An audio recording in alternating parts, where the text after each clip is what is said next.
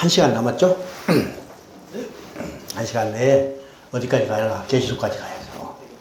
이제는 이제 비행기 타고 딱 한 마지막 공항에 내리면 되는 겁니다. 이 시간에 이제 사도행전을 보겠습니다. 사도행전은 예수 그리스도의 성취된 복음을 교회를 통해서 성령에서 땅까지 전파되는 역사가 사도행전입니다.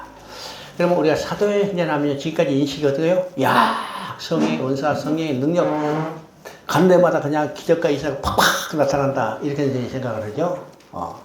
그러면 사도행전의 진정한 역사는 어떤 것인가 우리가 생각해 봐야 합니다. 우리 사도행전은요, 두 가지 특징이 있는 것을 우리가 생각해요. 첫째, 사도행전은 가르치는 것으로 시작해서 가르치는 것으로 끝난다. 무엇을 가르쳐요? 복음을 가르치는 거예요. 무엇을 근거로 해서? 성경을 근거로 해서 복음을 가르치는 것으로 시작해서 가르치는 끝난 것이 사도행전의 역사다. 이것이 사도행전의 첫 번째 특징입니다. 자,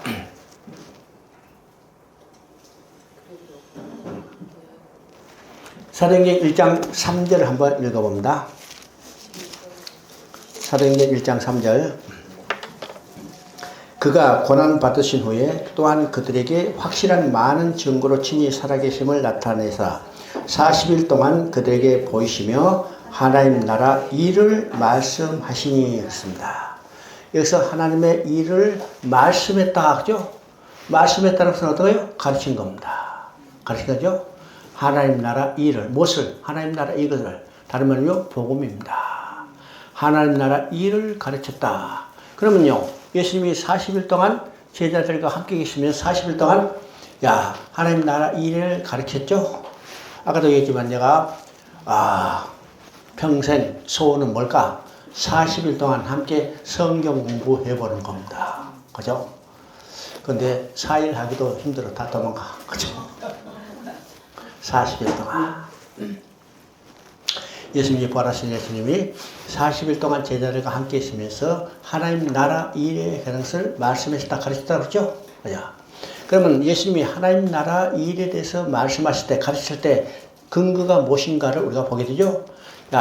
사도행전은 철저히 누가복음과 연속성을 가지고 있습니다. 여러분요, 누가복음 서문과 사도행전의 서문은 동일해요. 그러니까 이 자체가 철저히 연속성을 가지고 있다고 그랬죠? 가린다고 생각했죠? 그러면 누가행전 마지막에는 어떤 내용들이요? 부활하신 예수님이 제자들에게 나타나서 성경을 가르치는 내용입니다. 가르치는 내용이죠? 그러면 누가복음으로 돌아가서 한번 봅니다. 누가복음 24장 27절 한번 읽어봅니다. 27절.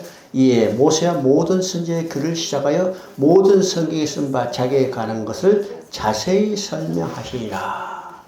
자, 이 사항은 어떤 것이요? 지금 예수님이 십자가에 못 박히니까 제자들이 다 흩어졌죠? 그 중에 두 제자가 엠마오로 낙향을 하고 있을 때, 그때 부활하신 예수님이 그들에게 찾아오셨어요. 그래서 지금 예루살렘에 일어난 일들이 어떤 의미냐? 그것을 성경을 풀어서 가르쳤어요. 그죠? 성경을 풀어서 자세히 가르쳤습니다.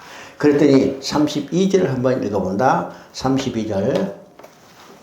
그들이 서로 말하되 길에서 우리에게 말씀하시고 우리에게 성경을 풀어주실 때 우리 속에 마음이 뜨겁지 아니하냐. 여기서 마음이 뜨거워졌다는 말이 나오죠? 언제 마음이 뜨거워졌을까요? 성경을 풀어 가르쳤을 때. 여러분요, 복음서를 보면 예수님이 많은 기적과 이사를 행하죠? 근데 많은 기적과 이사를 행할 때 가슴이 뜨거워졌다는 말 한마디도 없어요. 그때는 뭐라 했어요? 귀히 여겼더라. 그렇죠? 귀히 여겼더라. 기적과 이사를 보고서 우리가 놀라요. 귀히 여겨요. 그러나 가슴은 뜨거워지지 않았다는 거예요. 언제 가슴이 뜨거워질까? 성경을 풀어 가르쳐줄 때. 그러면 우리 성도들의 가슴을 뜨겁게 해주는 건 뭐예요? 성경을 풀어서 가르쳐줘야 해요. 그래서 교회의 중요한 일이 성경을 가르치는 일이라는 사실을 우리가 보게 됩니다. 그리고 24장 44절, 성경이 예수 그리스도를 증언하는 것을 이야기하죠. 자, 그리고 이제 사도행전이 연결되면 부활하신 예수님이 40일 동안 제자들과 함께 있으며 하나님 나라 일에 가는 것을 가르쳤다, 말씀했다. 무엇을 근거로 했을까? 당연히 성경을 근거로 해서 가르쳤죠. 그렇습니다. 그러면 사도행전은 성경을 가르치는 것으로 시작했습니다. 그러면 끝은 어떻게 끝날까? 28장 31절부터 30절 31절을 한번 읽어봅니다. 28장 30절 31절 바울이 온 이태를 자기 셋집에 머물면서 자기가 오는 사람을 다 영접하고 하나님 나라를 전파하며 주 예수 그리스도에 관한 모든 것을 담대하게 거침없이 가르쳤더라. 그러면 사도행전은 뭘로 끝나요? 가르침으로 끝났죠. 무엇을 가르쳐요? 하나님 나라 그리스도에 가는 것을 가르쳤다. 그럼 바울이 하나님 나라 그리스도에 가는 것을 가르칠 때 무엇을 근거로 가르쳤을까? 바로 성경을 근거합니다. 성경을 근거죠. 얘는 바울 서신 13권을 써보면 거기에 모든 것이 근거가 뭐냐? 성경대로예요.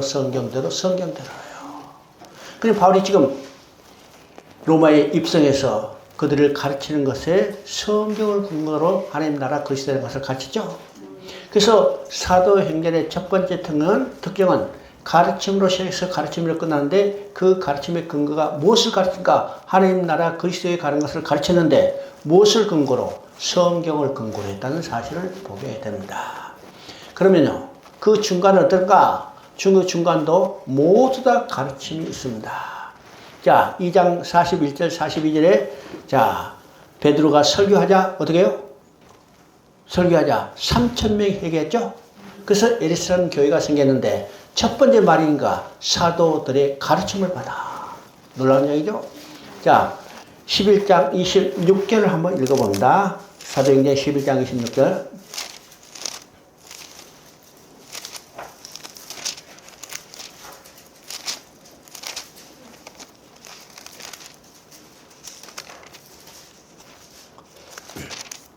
(11장 26절) 만남에 안디옥에 데리고 와서 둘이 그의 1년간 모여 있어 큰 무리가 가르쳤고 제자들이 안디옥에 비로소 그리스도인이라 일컬음을 받게 되었더라. 자, 이것은 어떤가? 안디옥 교회가 이제 이방 교회가 세워졌죠. 그러자 예루살렘 교회에서 신생 안디옥 교회를 잘 양육하겠다 해가지고 누구를 파송했어요? 예루살렘 교회 기둥 같은 바나바를 파송했어요. 대단하죠? 그래서 바나바가 안디옥 교회에서요 잘 양육했어요. 그래서 어느 정도 지금 안디옥 교회가 성장하자 바나바 자신이요 이 교회를 더 성장시키기 위해서는 더 훌륭한 사람을 모셔야겠다. 바나바가 얼마나 훌륭한 사람인가를 스스로 보여주는 겁니다. 야, 나는 아니면 이 교회 나 아니면 안 돼 이렇게 아니고 이 교회를 성장시키기 위해서는 더 나보다 나은 사람이 필요하다. 그것을 깨닫고 누구를 초청했어요? 사울을 초청한 겁니다. 여러분 사울을 초청할 때 사람 보내서 데려온 게 아닙니다. 바나바가 직접 다소까지 가서 모셔왔어요. 그리고 이 안디옥 교회에서 두 사람이 1년 동안 가르쳤더라. 누가 가르쳤을까요? 바울이 가르친 겁니다. 사울이 가르친 거죠. 자, 사울이 뭘 가르쳤어요? 성경을 가르친 겁니다. 성경을 가르쳤더니 어떻게 된가? 안디옥에서 비로소 그리스도인이라 칭함을 받았더라. 무엇을 가르쳤기 때문에? 성경을 가르쳤기 때문에. 그리스도인이라고 칭함을 받았다. 그죠? 이건 타칭 그리스도인입니다. 오늘날 교회의 자칭 그리스도인은 많지만은 타칭 그리스도인은 극히 적다는 거예요. 이게 오늘 현상이죠. 오늘 다른 사람이 우리를 그리스도인이라고 불러줄 수 있어야 해요. 언제? 성경을 들어서 제대로 복음이 무엇인지를 깨닫게 될 때. 이게 사도행전의 첫 번째 특징입니다. 그래서 오늘 교회에서 할 일이 무엇일까? 가장 중요한 것은 성경을 가르치는 일입니다. 성경을 가르치는 점. 두 번째 사도행전의 특징은 복음이 전파되는 것은 반드시 복음이 전파되지 못하도록 방해하는 겁니다. 우리 이제 2장에서 베드로가 복음을 전했어요. 그러자 회개해서 예수를 믿는 사람이 3,000명이 됐죠. 자, 그리고 3장에서는 베드로와 요한이 야, 성전에 올라가서 기도하러 올라가다가 어떻게요? 성전 미문에 있던 날 때부터 안진병이 된 사람을 고쳐줬죠. 그 일로 인해서 많은 사람이 모이니까 베드로가 두 번째 설교를 하는 겁니다. 그죠? 두 번째 설교를 해요. 이 베드로의 설교는요, 우리가 본받을 가장 모범적인 복음 설교입니다. 그죠? 자, 두 번째 설교를 하자. 어떻게요? 회개한 사람이 5천 명이 됐죠? 자, 그러자 사람들이 많이 모이니까 누가 찾아왔어요? 그때 종교 지도자들이 찾아왔습니다. 그죠? 그래서 베드로와 요한을 끌고 가서 감옥에 가두죠? 감옥에 가둬요. 자, 그게 보면요. 베드로와 요한이 그들에게 무슨 잘못 대적한 것도 아니고 죄를 지은 것도 아니고 도둑질한 것도 아니죠? 거기에 말이요. 그들이 부활의 도를 전하는 것을 싫어하며 베드로와 요한이 미어서 여기 가둔 것도 아니고 그들이 죄를 지었을 여기 가둔 것도 아니고 오직 하나 부활의 도를 전하는 것을 싫어하며 복음이 전파되지 못하도록 방해하는 겁니다. 하나님이 그들을 강권적으로 해방시켰어요. 그러자 사단이 물러갔을까요? 사단이 물러갔다면 이건 사단 아니죠? 그래서 더 교만 수법으로 교회의 복음 전파를 방해하는 겁니다. 그 복음 전파를 방해하는 가장 핵심 연구가 교회를 부패시킬 거예요. 그래서 신생 예루살렘 교회를 부패시키기 위해서 아나니아 삽베라를 통해서 교회를 혼자 하려고 그러죠. 그때 베드로가 말합니다. 아나니아야, 네 마음속에 어찌 사단이 역사하여 성령을 속이라는 거죠. 복음 전파가 하는 것을 방해하는 겁니다. 자, 베드로에 의해서 그들의 속임수가 발각됐어. 그러면 사단이 물러갔을까요? 사단이 물러갔으면 그건 사단 아니요? 그래서 사단은 다른 방법으로 대적에 오는 겁니다. 여기서 중요한 말이 있습니다. 6장이죠? 자, 교회가 숫자가 많아지기 시작하니까 사도들이 바빴겠죠? 그죠? 교회 8,000명이 되면 얼마나 할 일이 많았겠어요? 매주 토요일 날 2번은 결혼식 주례를 했을 거예요. 주중에 장례식 한 번씩 치렀다면 장례식은요, 주례는 2시간이면 끝나지만 장례식은 며칠 걸려? 3일 걸려. 3일 걸려. 회의 가야지. 그죠? 시찰에 가야지. 노예 가야지. 바쁘라. 그래서 무엇을 손을 놨어요? 기도와 말씀 준비에 소홀해졌습니다. 야, 사도들이 기도와 말씀에 손을 떼자 교회에 어떤 현상이 나타났어요? 교회에 분란이 생기는 겁니다. 이게 중요한 의미가 있습니다. 여러분요, 배고파도 신경질 나죠? 신경질 나요? 안 나요? 배고프면 신경질 나요. 그러면 영적으로 가려고 하면 신경질 나요? 안 나요? 신경질 나니까 싸우잖아요. 이게 분파입니다. 분파죠? 여러분요, 이것은 사도들이 말씀과 기도에 전념하지 못하고, 다른 말이요, 그들을 영적으로 풍성하게 공급하지 못했기 때문에 교회에 분란이 생깁니다. 오늘 교회가 왜 많은 분란이 있나? 한마디로 말해서 성경을 제대로 가르치지 않았기 때문입니다. 저는 아주 한마디로 진단하는 거예요. 성경을 제대로 가르치지 않았기 때문에 오늘 교회에 많은 분란이 생기는 겁니다. 야, 사도들은요, 영적인 사람일 때 이걸 즉각 깨달았어요. 아, 우리가 다른 잡다한 일에 다 시간을 뺏기고 말씀과 기도에 전념하지 못해서 영적으로 충만히 공급이 못했더니 이들이 분란이 생겼다. 그래서 그들은 어떻게 해요? 다른 잡다한 일은 다 다른 사람에 맡기고 말씀과 기도에 전념했더니 어떻게 했어요? 6장 7절 한번 읽어봅니다. 6장 7절. 하나님의 말씀이 점점 왕성하여 예루살렘에 있는 제자의 수가 더 심히 많아지고 허다한 제사장의 무리도 이 도에 복종하리라. 그들이 말씀과 기도에 전면에서 그들을 영적으로 충만하게 공급해줄 때 교회가 어떤 현상이 났어요? 제자의 수가, 하나님 말씀이 흥황하고 제자의 수도 많아졌더라. 우리 교회의 부흥은, 진정인 부흥은요, 어떤 이벤트로 일어난 게 아닙니다.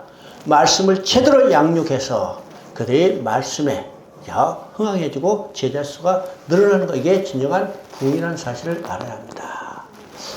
그런데 이걸로 끝났어요? 7장에 가면요, 순교가 낙선하죠? 그러니까 계속해서 사단은 방해합니다. 우리가 13장부터 바울의 선교 여행이죠? 바울의 선교 여행도 절대로 순탄하게 일어나지 않았죠? 1차 선교 여행 때는 갈라디 지방에 가서 돌에 맞아 죽었어. 그죠? 2차 선교 여행 때는 빌립보에서 감옥에 갇혔죠? 그래서 도망해서 데살로니가에 해가지고 베레아에서 아덴을 거쳐서 고린도 왔습니다. 3차 전도 여행은 아덴에서 어떻게 해요? 에베소에서 소란이 일어났죠? 그리고 돌아왔더니 어떻게 했어요? 붙잡혔잖아요. 붙잡혀가지고 죄수의 몸으로 로마 군인들의 호송으로 배를 타고 갔는데, 그죠? 배를 타고 하나님께서 로마에 가도록 지금 하나님의 역사입니다. 근데 사단은 바울이 로마에 가는 것을 방해하는 거예요. 그 방해하는 방법이 어떠해요? 바울이 타고 간 배를 완전히 그냥 파손시켜서 다 익사시키는 거죠. 이게 자연의 현상이 아니고 이것도 바울 일행이 로마에 가지 못하도록, 다른 말로 복음이 전파되지 못하도록 대적하는 역사라는 겁니다. 그걸로 끝났어요? 그걸로 끝났으면 사도행전 아니죠? 그렇죠? 28장입니다. 일이 물에 빠졌다가 나오니까 지금 체온이 내려가죠? 그래서 모닥불을 피웠는데 그 모닥불 속에 들어있던 뱀이 톡 튀어나와가지고 바울을 물었어요. 그러면 이 뱀이 얼마나 독한지 그 원지문화, 그 독사에 물리자 한 사람도 살아난 사람이 없기 때문에 지금 원지문은 어떻게 해요? 바울이 언제 꼬부라지나 쳐다보고 있는 거예요. 근데 바울은 어떻게 해요? 뱀을 털어버리고 아는 거예요. 그럼 이 뱀은 어떤 것이요? 바울이 로마에 가지 못하도록 마지막까지 대적하는 사단의 역사는 사실 아닙니다. 그럼에도 불구하고 하나님의 역사는 절대로 실패하거나 중단하거나 포기하지 않죠? 하나님 자신의 계획을 반드시 성취하신 하나님 것을 우리가 보게 되는 겁니다. 그래서 사도행전의 두 번째 특징은 어떻게 해요? 복음이 전파되는 것은 반드시 대적하고 방해하는 역사다. 그러면 우리가 복음 전파가 쉽다는 거예요? 어렵다는 거예요? 쉽다는 거예요? 어렵다는 거예요?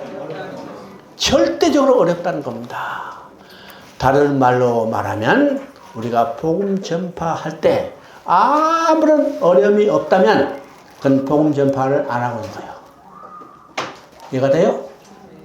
우리가 진정으로 복음을 전파하면 반드시 우리에게 대적하는 것이 있고 우리가 어려움과 핍박과 곤란을 당한다는 사실을 우리가 알아야 합니다. 알죠?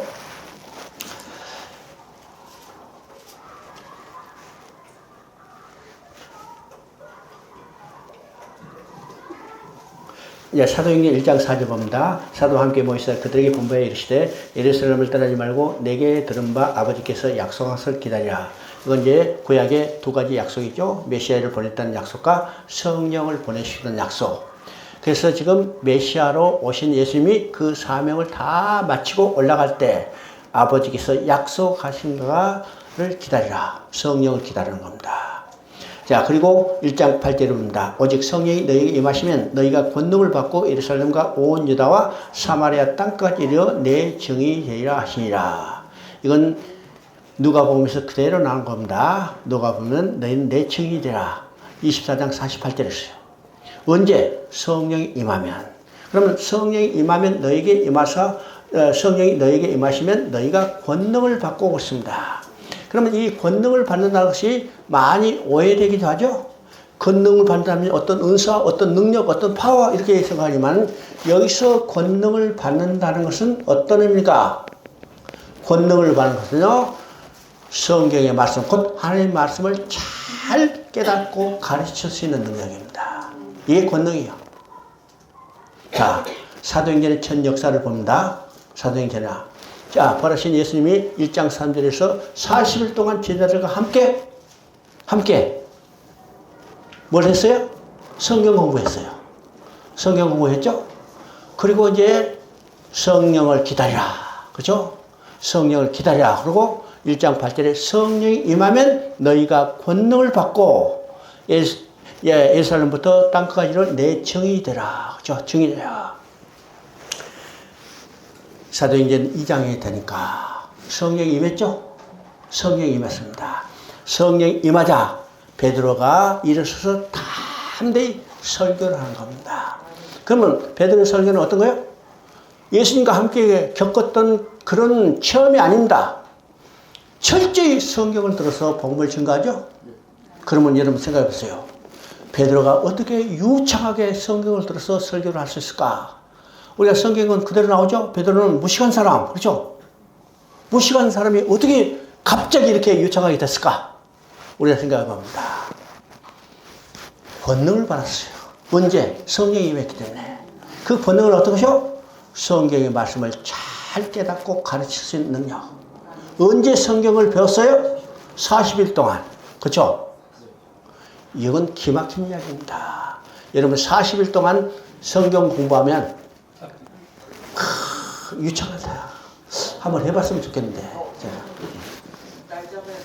날 잡아야. 몇 사람이 모여도 좋으니까 날 잡으면 40일 동안 딱 해봐.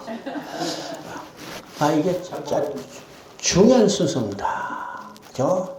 권능을 받고, 이 권능 물론요, 어떤 기적과 이사를 행할 수 있는 능력도 포함되지만 더 핵심은 성경의 말씀을 잘 깨닫고 가르칠 수 있는 능력. 그때 어떻게 해요? 예루살렘부터 일어서 땅끝에로 내 증인이 되라. 증인이라. 이 증인이라는 것은요, 하나님이 이루신 일, 복음을 그대로 가르칠 수 있는 능력입니다. 그죠?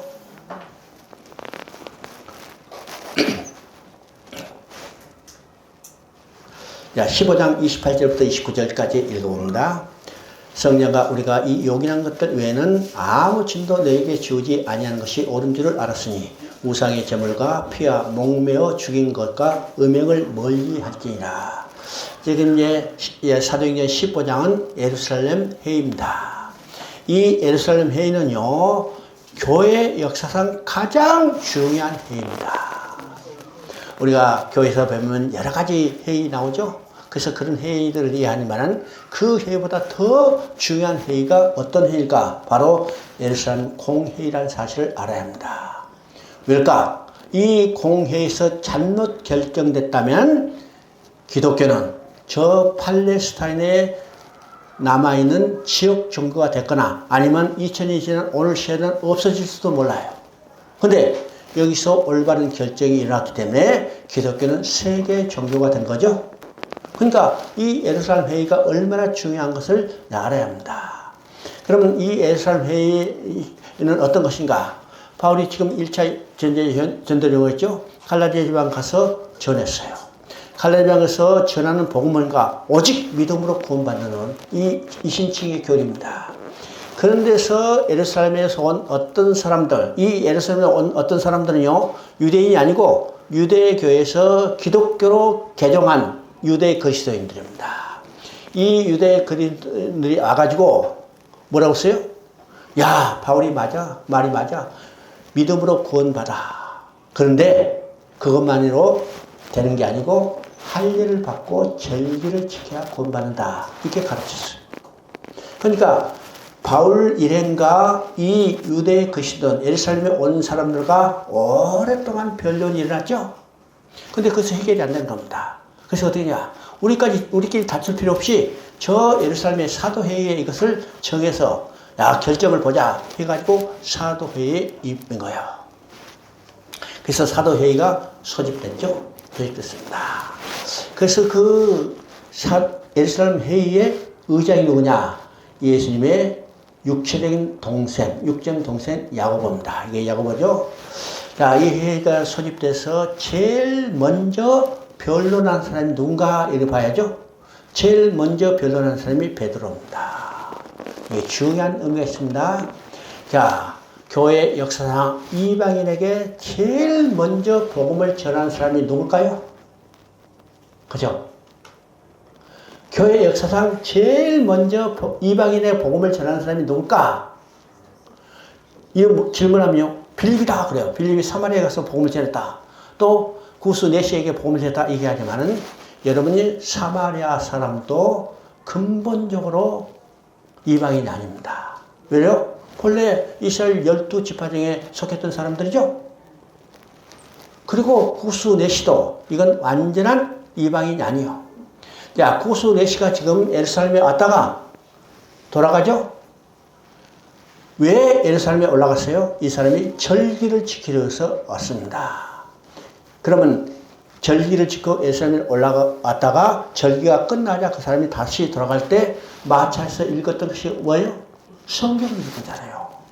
이사야서 53장 읽은 거죠. 그러면 이 사람은 완전한 유대인이 아니라 유대교에 입교한 구스 사람입니다. 그죠? 그러면 완전한 이방인, 순수한 이방인의 복음을 전하는 사람은 누구냐? 베드로예요. 베드로가 그 지역에 있던 로마 백부장 고넬료 가족의 복음을 전했죠. 이게 이방인의 복음을 전한 최초의 사람입니다. 자, 그래서 예루살렘 회의가 개최됐어요. 예루살렘 회의는 그 의제가 뭐예요? 이방인의 복음을 전파하는데 문제점을 해결하는 겁니다. 해결한 거죠? 그때 베드로가 첫 번째 변론자로 나왔어요. 베드로가 한마디 딱 하자 끝나버렸죠? 내가 이방인의 복음을 전한 경험을 보니까 하나님이 그들에게도 화평을 복음을 전했고 그들과 우리를 구별하지 않았다. 그들에게 침을 지우지 마라. 그러니까 끝나버렸죠. 그래서 결정된 게 뭐예요? 이방인에게 복음을 전파할 때 그들에게 무거운 짐을 지게 하지 말라. 다른 말은요, 할례 받게 하지 말라는 거야. 할례 안 받아도 이방인 구원받을 수 있다는 거예요. 자, 이것이 결정된 자 바울 일행은 기쁨으로 그것을 소식을 가지고 2차 전도 여행을 가는 거죠. 그러니까 예루살렘 회의는요, 이방인 복음 전파의 가장 결정적인 문제를 제거하는 아주 중요한 회의죠. 그래서 예루살렘 회의가 어떤 것인가 우리가 생각해 봐야 합니다. 야, 19장 20절 보면요, 여기에 내가 보면 쭉 이제 복음이 전파된 경로를 말하고 있습니다. 여러분 이거 참고로 읽어보시고, 자, 28장 다시 읽어봅니다.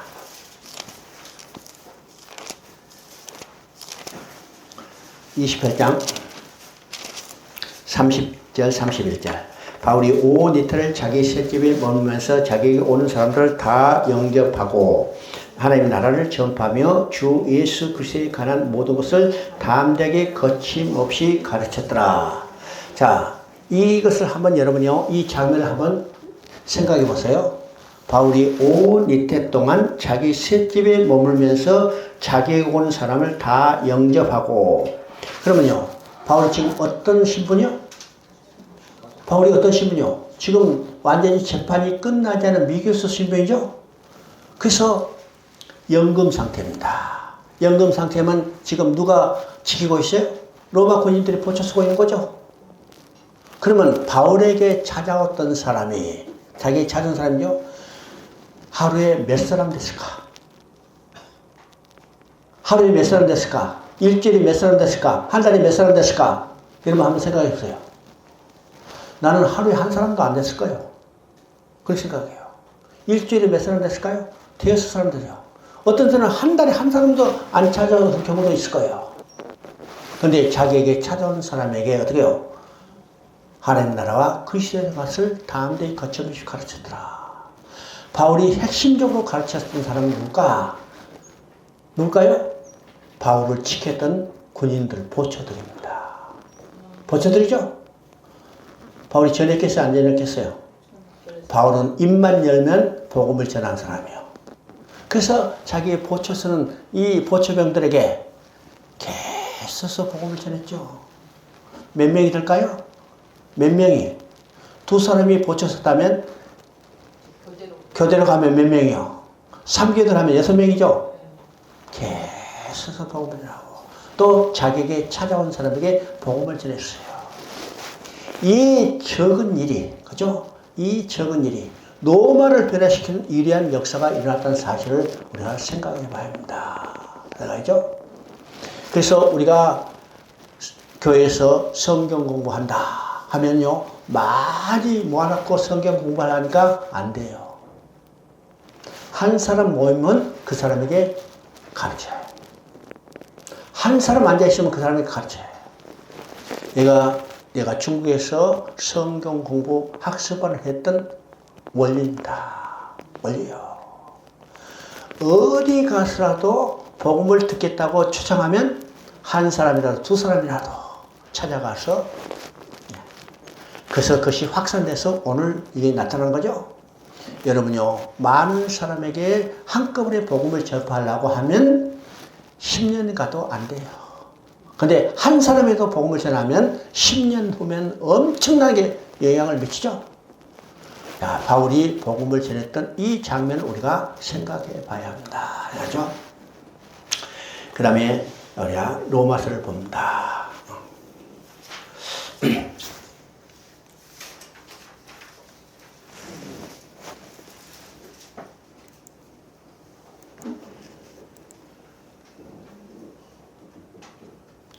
자, 로마서부터 이제 유다서까지는 서신서로 씁니다. 서신서를 기록한 것은 아까 이야기했어요. 첫째는 예수 그리스도의 성취된 복음을 성도들에게 적용해서 성도들이 신앙을 굳건히 세우는 겁니다. 성장가 돌아가는 거고, 두 번째는 교회 성도들의 신앙이 성장하면 교회가 견고히 서고, 교회가 견고히 서면 어떤 교회를 무너뜨리는 세력도 이겨낼 수 있습니다. 네 번째는 그에 합당한 삶을 살도록 권면한 내용이죠. 우리가 로마서 하니까 서신서 중에 제일 앞에 배치되어 있어요. 그러면 로마서가 왜 서신서 중에 제일 앞에 됐을까? 이건 성경에 배울 순서도 아무렇게나 배치된 게 아니라 하나님의 성령의 감동이 있었던 사실을 우리가 알아야 합니다. 그러면 로마서가 왜 제일 먼저 배치됐을까? 로마서는 복음에 대해서 어떤 책보다도 확실하게 논증을 하고 있기 때문입니다. 그래서 로마서는요, 교회 사업뿐만 아니라 세계 역사를 바꾸는 위대한 역할을 한 것입니다. 여러분요, 세계 역사를 바꿨다. 그럼 우리가 크게 하면요, 로마서를 통해서 세계 역사가 바뀐 건 두 가지예요. 첫째는 어떤 거예요? 로마가 기독교를 인정하고 심지어 기독교를 국교로 정한 거죠. 이게 로마서를 통해서 나타난 영향입니다. 두 번째 세계사를 변화시킨 거죠. 종교개혁입니다.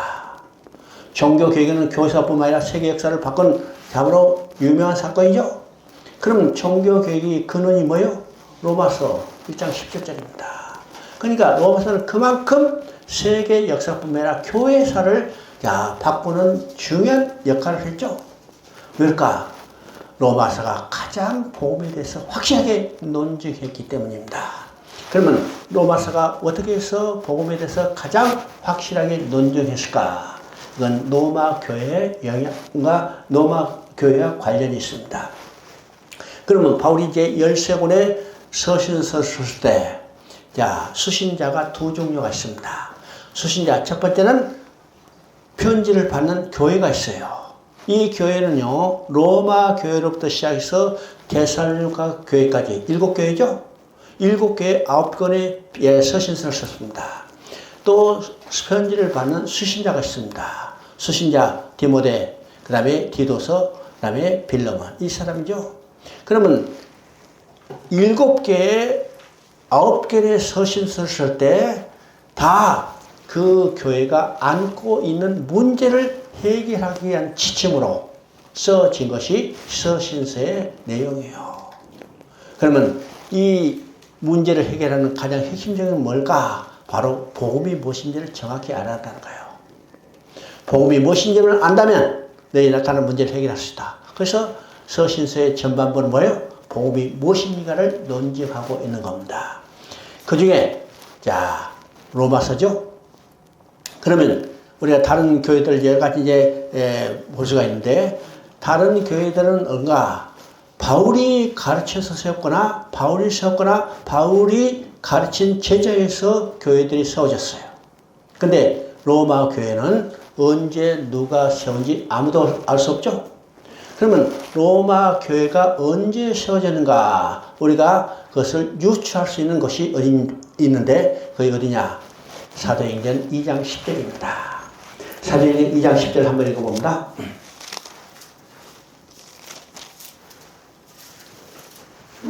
사도행전 2장 10절. 부르기와 밤빌라 애굽 및 구레네에 가까운 리비아 여러 지방에서 사는 사람들과 로마로부터 온 나그네 곧 유대인과 유대교에 입기한 사람들과 그래서요. 자, 여기서 로마에서 온 사람이라 했죠. 그러면 이 사항은 어떤 거예요? 오순절을 지키기 위해서 각 지역에서 유대인들이 왔어요. 자, 이것은 어떤 건가요? 신명기 16장 10절에 너희가 가나안 땅에서 들어가서 절기를 지켜서 각 곳에서 지키지 말고 하나님이 그 이름을 두시라고 택한 한 곳에 가서 절기를 지키라 했죠. 그 절기가 유월절과 오순절과 초막절인데 지금 오순절이죠. 그래서 오순절을 지키기 위해서 각 지역에 살고 있는 유대인들이 어디로 왔어요? 하나님이 그 이름을 두시고 택한 한 곳, 곧 예루살렘에 온 겁니다. 그래서 성전에 모였죠. 자, 이 오순절을 지키고 모였는데 그 오순절을 지킬 때 어떻게 했어요? 성령이 불의 같이 각 사람이 임했죠. 이건 놀라운 체험입니다. 자, 성령이 임하자. 성령이 임하면 너희가 권능을 받고, 그렇죠? 그래서 베드로가 권능을 받고 성경을 들어서 복음을 전하는 겁니다. 복음을 전하죠? 그러면 로마에부터 온 사람은요, 그들이 오순절을 지키러 왔는데 그 순간에 성령이 임하는 놀라운 체험을 하고 베드로부터 성경을 들어서 복음을 듣게 되죠. 그들이 가슴이 뜨거워졌어요. 근데 그들이 이제 오순절이 끝나면 어디로 갔어요? 왔던 로마로 다시 돌아갔죠. 그래서 로마로 다시 들어가서 예루살렘에 체험했던 그 성령의 체험과 그 다음에 복음을 들은 걸 가지고 하나님께 예배 드리기 시작한 것이 로마 교회의 교훈입니다. 교훈이죠? 자, 이렇게 해서 로마 교회가 생겨났는데, 자, 바울은 로마에 가고 싶었죠? 근데 로마에 가지 못했어요. 그래서 로마 교회로부터 소식을 들었어요. 누구를 통해서? 브리스가 아굴라를 통해서. 이 사람이 로마 교회로부터 온 사람들이죠? 고린도에서 만나서 로마 교회 상을 잘 듣게 된 겁니다. 그럼 로마 교회 상은 어떤 것일까? 자, 교회에 제대로 양육되지 못했다는 거예요. 왜요? 양육할 지도자가 없었으니까. 지난 나라 다 똑같으니까. 그래서 그 기간이 몇 년이요? 로마서를 쓸 때까지 30년의 시간이 지났는데 지금 로마 교회는 지도자 없이 그냥 자생교회로 복음이 전혀 어떤 것인지 알지 못하고 지금 신앙생활을 하요. 바울이 그것을 듣고 로마에 가고 싶죠? 근데 당장 가지 못한 겁니다. 당장 가지 못하기 때문에 뭘 썼어요? 편지를 써서 보낸 겁니다. 그래서 편지를 써서 로마서를 통해서 그 복음이 무엇인지를 모르는 로마 교회를 양육하기 위해서 써보낸 겁니다. 그래서 복음이 무엇인가를 가장 확실하게 논증하고 있죠. 이게 로마서입니다. 그래서 로마서를 쓴 목적은요, 분명히 나옵니다. 1장 11절에 나오죠. 너희에게 어떤 신령한 은사를 나누죠. 너희로 하여금 견고케 하려 합니다. 여기서 중요한 것이죠. 신령한 은사. 이건 고린도서에 나오는 이 성령의 은사 그런 게 아니고 한마디로 해서 복음입니다. 복음이 무엇인지를 정확히 깨닫게 해서 너희로 하여금 견고케 하려 합니다. 서신서를 기록한 목적이죠. 견고케 하려 합니다. 그래서 복음이 무엇인가를 확실하게 논증해서 로마서를 써 있다는 사실을 우리가 보게 됩니다. 자, 복음이 무엇인가를 그들에게 가르쳤기 때문에 복음이 무엇인가를 한마디로 딱 정리했습니다. 이것이 1장 2절부터 4절까지입니다. 한번 읽어봅니다. 이 복음은 하나님이 선지자로 말미암아 그의 아들에 관하여 성경에 미리 약속한 것이라. 이 아들로 말하면 육신으로는 다윗의 혈통에 나셨고 성결의 영으로는 죽은 자 가운데서 부활하여 능력으로 하나님의 아들로 인정됐으니 곧 우리 주 예수 그리스도라. 복음이 한마디로 정리했죠. 복음은 뭐예요? 우리가 복음서를 봤죠? 예수님이 누구신가가 예수님이 무슨 일을 하셨는가를 증언하는 겁니다. 예수님 누구요? 하나님의 아들 예수 그리스도요. 예수님이 무슨 일을 하셨어요? 그가 십자가에 못 박혀 죽으시고 장사다가 부활하는 겁니다. 이게 복음이에요. 그래서 그 복음의 핵심은 누구냐? 바로 예수 그리스도라는 사실을 한마디로 정리하죠. 그리고 이 복음을 구체적으로 논증해서 로마서의 주제를 내놓는데 이것이 로마서 1장 16절부터 17절까지입니다. 이 복음은 모든 믿는 자에게 구원을 주신 하나님의 능력이 됩니다. 복음에는 하나님의 의가 나타나서 믿음으로 믿음에 이르게 하나니 오직 의는 믿음으로 말미암아 살리라. 자, 이것이 로마서 주제인데 이것을 세 가지로 나눌 수 있습니다. 첫째는 복음은 모든 믿는 자에게 구원을 주시는 하나님의 능력. 두 번째는 복음은 하나님의 의가 나타났으니. 세 번째는 의는 오직 믿음으로 살리라. 자, 이 내용을요 우리가 창세기 3장을 들어서 해석합니다. 풀이합니다. 복음 그렇죠? 복음은 어떤 것이요? 복음은 기쁜 소식. 어떤 소식? 하나님을 떠난 인간, 하나님을 쫓겨난 인간이 하나님에 다시 돌아가겠다는 거예요. 근데 하나님을 떠난 인간이 하나님 스스로, 인간 스스로 돌아갈 수 없기 때문에 하나님 뭐래요? 내가 돌아오게 하리라. 누구를 통해서? 여자의 호산을 통해서. 하나님이 주권적으로 이루시는 하나님의 능력이라는 거예요. 두 번째,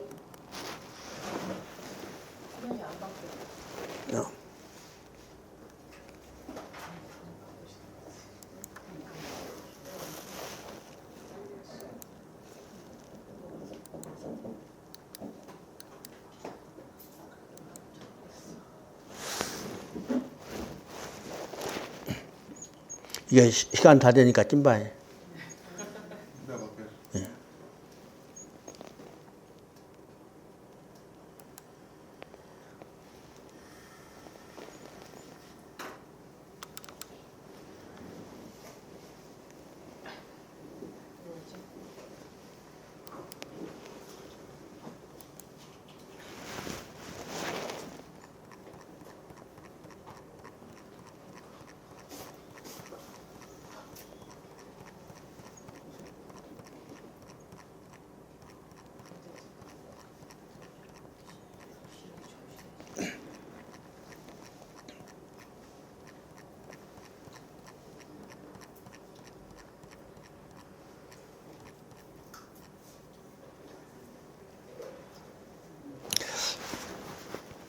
네, 됐죠?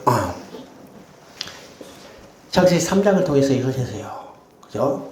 복음은 인간이 들을 수 있는 가장 기쁜 소식. 어떤 소식? 하나님께 다시 돌아가겠다는 소식이죠. 그래서 인간 스스로 돌아갈 수 없기 때문에 하나님이 내가 돌아가게 하리라. 인간의 능력이 아니라 하나님의 능력이라는 거예요. 그래서 구원 계획은 하나님의 주권적인 역사인 것을 우리가 보게 되죠. 이제 두 번째 복음에는 하나님의 의가 나타났으니. 그러면 하나님께서 우리를 돌아오는데 누구를 통해서 어떤 방법으로 돌아오게 했다고요? 여자의 후손을 보내서 가죽 옷을 지어 입혀서 돌아오게 했다는 거예요. 그러면 여자의 후손과 가죽 옷은 구약 내내 여러 모양과 여러 방법으로 증언하다가 신약에서 실체로 드러났죠? 어디서? 십자가에서. 여자의 후손으로 오신 예수님께서 어떻게 해요? 우리에게 가죽 옷을 지어 입히셔서 어린 양이 돼서 십자가에 죽으셨어요. 그래서 우리가 하나님 앞에 다시 돌아간 거죠. 그러니까 구약에는 그림자로 보여졌지만은 신약에서는 실체로 드러났다는 거예요. 그죠? 세 번째는 의는 오직 믿음으로 살리라. 예수 그리스도가 통해서 이루은 일을 우리는 오직 믿음으로 감사함으로 받아 입는 일이라는 거예요. 그죠? 이것이 복음서 로마서의 주제, 이 세 가지로 논리적으로 설명해 가고 있습니다. 그러면 로마서 1장 18절부터 3장 20절까지는 그래요. 모든 믿는 자에게 구원을 주신 하나님의 능력, 그렇죠? 또 하나님의 의가 나타났으니. 그러면 누가 구원을 받아야 할까요? 구원을 받을 대상이 인간들이죠. 그래서 인간들의 상태를 살펴보니까 다 뭐요? 다 죄인이에요. 다 죄인이기 때문에 인간 스스로 하나님께 나갈 수 없고 하나님의 구원 계획을 성취하는 겁니다. 그래서 3장 21절에는 율법에 하나님의 한 의가 나타났고, 그죠? 한 의는 누구요? 한 의는 여자의 후손으로 오신 예수님께서 십자가의 죽음을 통해서 이루는 의입니다. 한 의가 나타났고, 자, 하나님의 구원 계획을 이루시는 것을 논증해 가는 겁니다. 그죠? 그 핵심이 뭐냐? 3장 25절입니다. 자, 이 예수를 하나님이 그의 피로써 믿음으로 말미암은 화목제물로 세우셨으니 이는 하나님께서 길이 잡으시는 중에 전에 지은 죄를 관가하심으로 자기의 의로심을 나타내려 하렵니다. 이 한 절 속에요. 성경 전체에서 이루시는 하나님의 구원 계획이 어떤 것인가를 요약하고 있어요. 자, 첫째는요. 구원을 계획하시는 분이 누굴까? 하나님 아버지요. 그죠? 구원을 계획하신 분이 하나님 아버지입니다. 그래서 이 예수를 하나님이 그렇죠? 이것을 다른 표현하면요. 하나님이 이 예수를 그렇죠? 구원을 계획하신 분은 하나님이라는 사실을 얘기합니다. 그 다음에 아버지 하나님께서 세우신 이 구원 계획을 성취하는 분이 누굴까? 예수 그리스도예요. 그래서 하나님이 이 예수를 그렇죠? 그 다음에 구원 계획의 중심은 자기 아들을 화목 제물로 세운 데 있습니다. 화목 제물이죠. 그 다음에 화목 제물의 필수 요건은 뭘까? 피 흘림, 죽음에 있어요.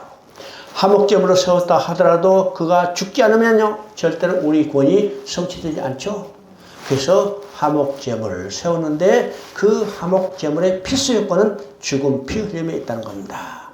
그러면 인간이 구원을 받을 수 있는 조건은 뭘까? 오직 하나님이 해주신 일을 우리가 믿음으로 받는 겁니다. 그래서 의인은 곧 믿음으로 살리라. 이죠. 그 다음에 4장은요. 우리가 오직 믿음으로 구원받는다 했기 때문에 구약에서 오직 믿음으로 구원받은 사람을 증거하고 있죠. 증인을 내세웁니다. 그 증인이 누구냐? 바로 아브라함과 다윗입니다.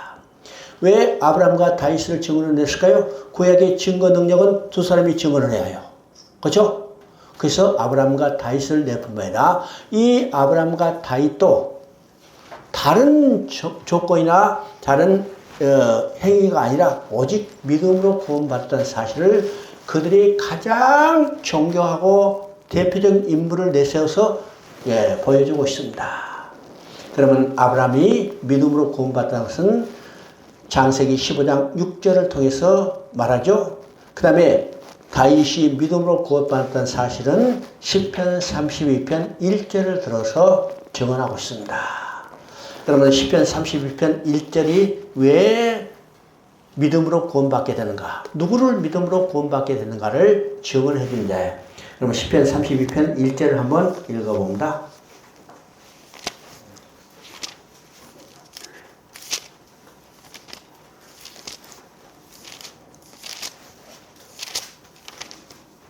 시편 32편 1편 허물의 사함을 받고 자신의 죄가 가려진 자는 복이 있도다. 여기서 복이 있다고 그러죠. 이 복은 어떤 것이요?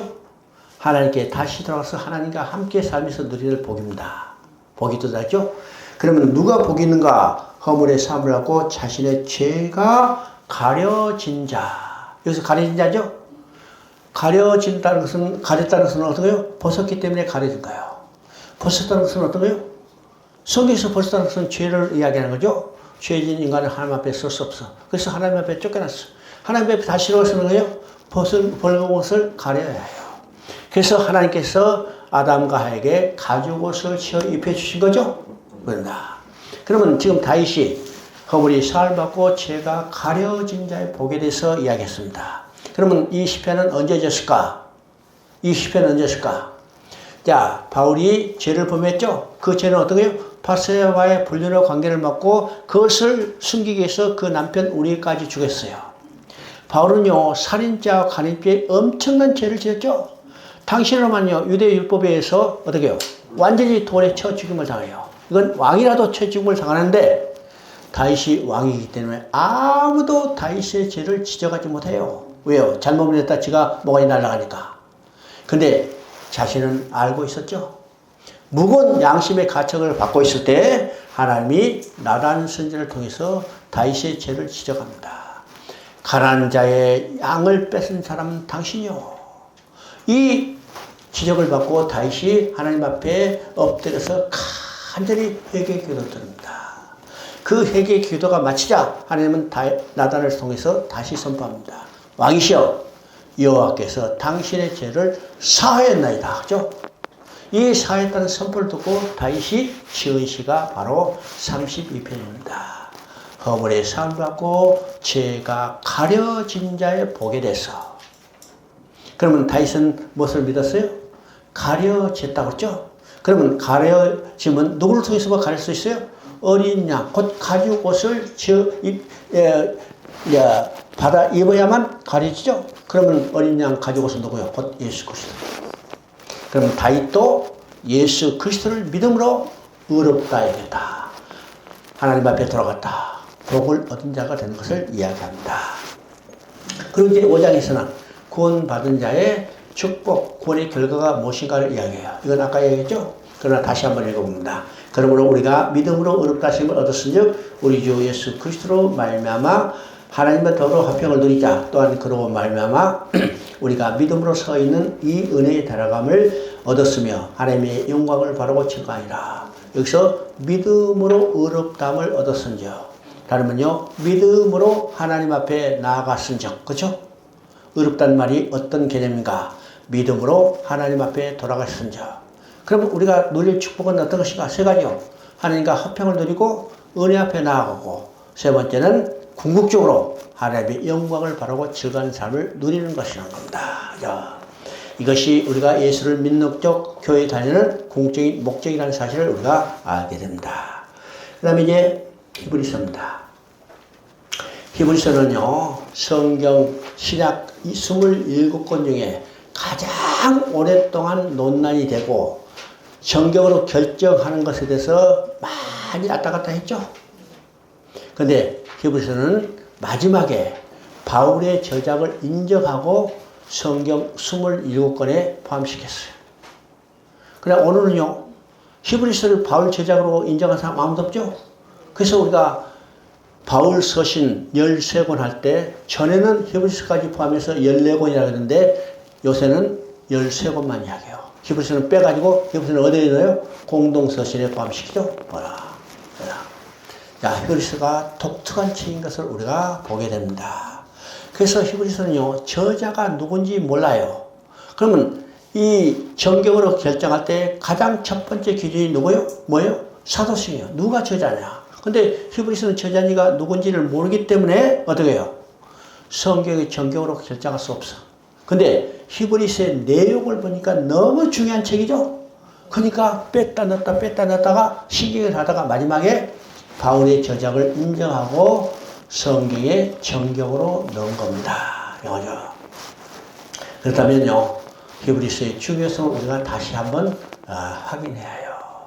그러면 히브리서는 언제 기록됐을까? 아무도 모르죠? 저자를 모르냐? 그러면 히브리서의 내정을 가지고 히브리서에 기록된 연대를 추정하는 거예요. 그러면 내정을 가지고 히브리서를 기록한 연대를 추정하면 학자들은 대강 64년부터 70년, 그죠? 70년은 어때요? 로마에서 예루살렘이 완전히 파괴되기 직전에 기록됐다고 이야기를 합니다. 그러면 그 시대는 어떤 시대요? 64년이면 네로의 핍박이 시작될 때죠. 그리고 예루살렘이 지금 무너지기 전이니까 그때 어떻게 해요? 로마의 핍박이 가중되기 시작합니다. 그러면 로마의 핍박이 가중되면 그때 그리스도인 중에서 견디기가 어려운 사람이 있죠? 어떤 사람일까? 두 종류의 그리스도인이 있어요. 첫째는 누구요? 유대 그리스도인입니다. 유대 교회에다가 예수를 믿고 그리스도인으로 개종하는 유대 그리스도 있죠? 또 한 종류는 순수한 이방인, 로마 그리스도인입니다. 그러면 이 유대 그리스도인과 로마 그리스도인 이 두 종류의 그리스도인 가운데 누가 핍박에 견디기 어려울까요? 유대 그리스도인입니다. 왜일까? 유대 그리스도인이요, 유대교에서 예수를 믿고 그리스도께로 개종했기 때문에 자기 유대 공동체로부터 축소당한 겁니다. 자기 공동체로 축소당하면요, 완전히 생활의 터전을 잃어버리죠. 그러니까 견디기 어려워요. 그런데 이제는요, 예수 믿고 그리스도 됐기 때문에 로마의 핍박이 가중되는 겁니다. 그러면 이 유대 그리스도인들은 이중적 핍박에 견디기 어려우니까 어떤 생각을 가질까요? 야, 다시 유대교로 돌아가자. 그런 생각을 가지고 돌아가는 사람도 있을 거고, 돌아가지 못한 사람은 어떻게 해요? 야, 이 풍파가 지나가기까지 우리 잠잠히 있다. 그죠? 신앙이 정체된 사람이 있었을 겁니다. 그러면 히브리서는 바로 신앙에 침체되고 전진하지 못하는 이 유대 그리스도인들을 향해서 너희가 믿는 예수가 누군가 확실히 알고 신앙에 전진하라고 권면한 책이 히브리서입니다. 히브리서요. 그래서 히브리서가 시작되면요, 철저히 구약과 신약을 비교해서 이야기합니다. 히브리서 1장 1절 2절이 어떻게 했어요? 1장 1절에는 옛적에는 선지자를 통해서 여러 모양과 여러 방법으로 우리 조상들에게 말씀하신 하나님이, 이게 구약이죠. 근데 신약에서 이 모든 마지막 날은 예수를 통해서, 그 아들을 통해서 우리에게 말씀하셨다는 거예요. 그러면 구약과 신약을 비교해서 어느 것이 더 좋은가를 붙잡으라는 거예요. 그죠? 왜요? 지금 유대교회에서, 다른 말이요, 구약에서 예수 믿고 신약으로 왔죠? 근데 핍박이 나니까 다시 구약으로 돌아가려는 이 사람들에게 너희가 믿는 예수가 누군가를 정확히 그들에게 논증해서 더 확실한 것, 안전한 것, 좋은 것을 붙잡으라고 권면한 것이 히브리서예요. 그죠? 히브리서는요, 아까도 이야기한 것처럼 신약의 레이기라고 씁니다. 그죠? 신약의 레이기, 구약의 레이기가 어렵다면 신약의 레이기인 히브리서도 어렵죠? 근데 반대로 구약의 레이기가 쉽다면 신약의 레이기인 히브리서도 쉬운 거예요. 그러면 히브리서가 어렵지 않다는 것을 어떻게 알 수 있는가? 지금 배우면 되죠? 그죠? 지금 배우면 돼. 히브리서는 복잡한 것 같아도 히브리서는 5개 단어 한 문장으로 설명할 수 있습니다. 그러면 그 5개 단어는 어떤 단어일까요? 첫째는 예수입니다. 두 번째는 대제사장, 세 번째는 지성소입니다. 네 번째는 안식이고 마지막으로는 믿음입니다. 그러면 이 5개 단어를 한 문장으로 정의하면 어떻습니까? 예수님이 우리의 대제사장이 돼서, 대제사장 어디 들어가요? 지성소 들어갑니다. 뭐 하겠어? 하나님을 만나겠어. 우리를 지성소로 인도해서 하나님을 만나게 하면 거기서 우리가 하나님을 만나고 뭐가 회복돼요? 안식이 회복되는 겁니다. 그것을 우리 믿음으로 화합하는 것. 이것이 히브리서입니다. 히브리서가 어려워요? 쉬워요? 아직도 어려워? 히브리서는 이 5개 단어를 논리적으로 설명해 가는 겁니다. 그죠? 자, 그래서 히브리서가 시작되자마자 예수님이 누구신가를 존재를 쭉 설명하죠? 그리고 예수님이 천사보다 잠시 낮아져서 이 땅에 오시다. 이 말은요, 육신을 입고 오셨다는 겁니다. 그러면 예수님이 육신을 입고 오신 목적이 무엇인가? 이것이 히브리서 2장 9절부터 18절까지 나오는데 그 핵심을 볼까요? 예수님은 우리의 대속 제물이 되게 해서 육신을 입고 오셨어요. 왜요? 사람이 대표만 돼야 대속 제물이 될 수 있죠? 그 다음에 중요한 것은 우리의 기업 물을 자가 되게 해서 육신을 입고 오셨어요. 기업 물을 자는 어떤 사람인데요? 가장 가까운 친척이 돼야죠. 그 다음에 세 번째로 육신을 입고 오신 목적은 우리의 대제사장이 되게 해서 오셨다는 거예요. 이게 히브리서에서 논쟁하는 핵심입니다. 우리의 대제사장이 되게 해서 예수님이 오셨다. 그래서 히브리서는요, 예수님께서 대제사장이 된 것에서 핵심적으로 이야기하죠. 자, 4장 14절부터 16절까지 읽어봅니다. 그러므로 우리에게 큰 대제사장이 있으니 승천하신 자 곧 하나님의 아들 예수시라. 우리가 믿는 도리를 굳게 잡을지다. 그러므로 우리가 공의하심을 받고 때를 따라 돕는 은혜를 얻게 하여 은혜의 보좌 앞에 담대히 나아갈 것이라. 여기서 히브리서에서 핵심적인 것은 예수님이 우리의 큰 대제사장이라는 거예요. 되죠? 그리고 이제 5장부터는 예수님이 대제사장이 되는 자격과 조건을 이야기합니다. 그래서 예수님이 대제사장이 된 자격과 조건을 논증하기 전에 이 땅에 존재하는 대제사장, 곧 아론 지파의 대제사장의 자격과 조건을 이야기하죠.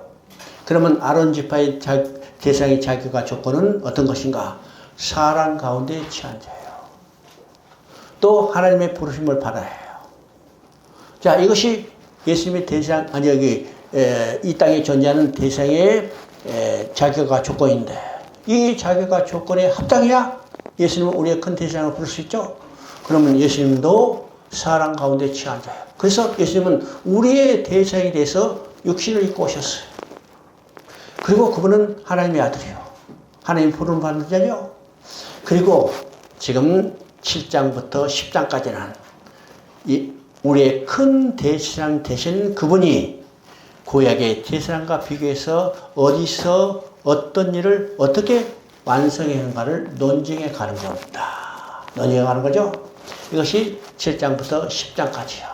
있잖아요. 그래서 여기 글을 여러분 보면요. 거기에 여러 번 같은 말이 반복되는 경우도 있어요. 그러나 그것을 요약하면 이 한마디예요. 예수님이 이런 노신이 무엇일까? 자, 우리가 먼저 알아야 할 것은요. 구약이나 신약이나 어떤 시대의 사람이고 간에 하나님 앞에 나아갈 수 있는 유일한 방법은 어디요? 제사를 통하는 방법이에요. 제사를 통하는 방법. 그래서 여러 번 이야기하지만은 창세기 1, 2, 3장과 창세기 4장은 장소적 배경이 완전히 다르죠? 창세기 1, 2, 3장은 에덴 동산입니다. 창세기 4장은 에덴 동산에 쫓겨나서 세상 가운데 일어나는 일이죠. 그러면 세상 가운데 일어나는 일, 많은 일 가운데 성경은 무엇을 제일 먼저 기록했어요? 제사를 기록한 겁니다. 이건 그냥 의미 없이 써놓은 게 아니에요. 얼마나 중요한 의미가. 그러면 에덴 동산에서 세상으로 쫓겨났어. 세상으로 쫓겨난 인간의 가장 중요한 일은 어떤 일이요? 하나님께 다시 돌아가요.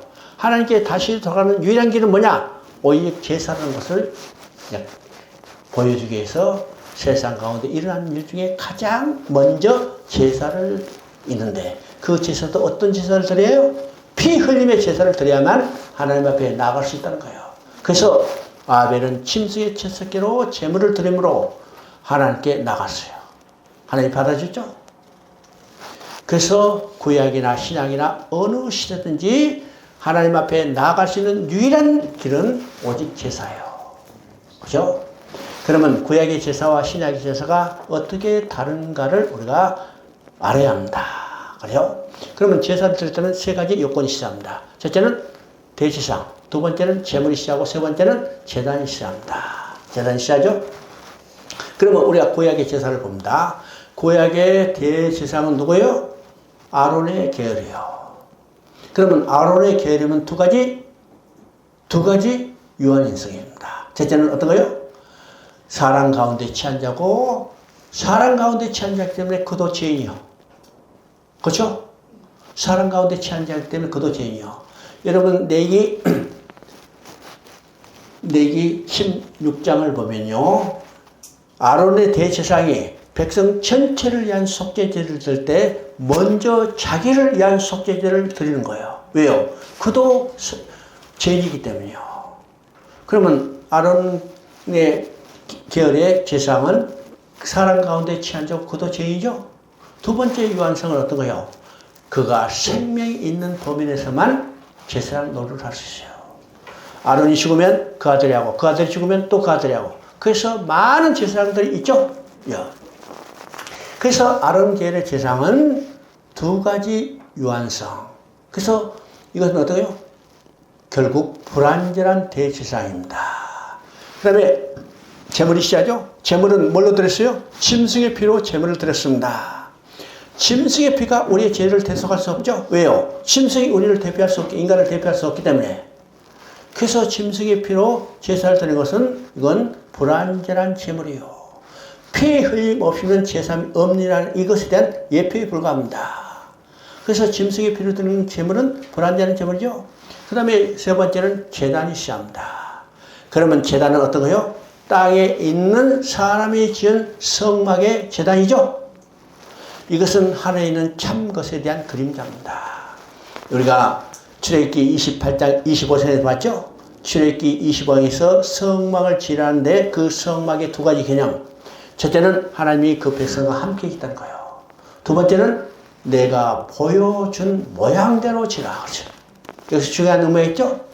보여준 모양대로 지으라 했기 때문에 하늘의 실체가 있고 하늘의 실체를 보고 와서 땅의 사람이 그 모형을 지은 겁니다. 그러면 구약의 대제사장은 어디였어요? 사람이 지은 성막에서 제단을 지었죠? 예, 제사를 했죠? 이건 모형적, 그림자적 제단에 들어있기 때문에 이건 불완전한 제단입니다. 그러면 구약의 제사는 어떤 제사예요? 불완전한 대제사장이 불완전한 제물로 그림자적 제단에서 들었기 때문에 이 제사는 불완전한 제사죠.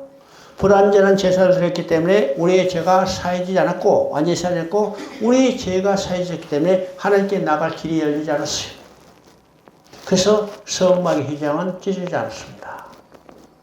찢어졌어요? 찢어지지 않았어요? 찢어지지 않았죠? 근데 신약의 제사는 어떤 죄요? 세 가지 요건이 있어야죠.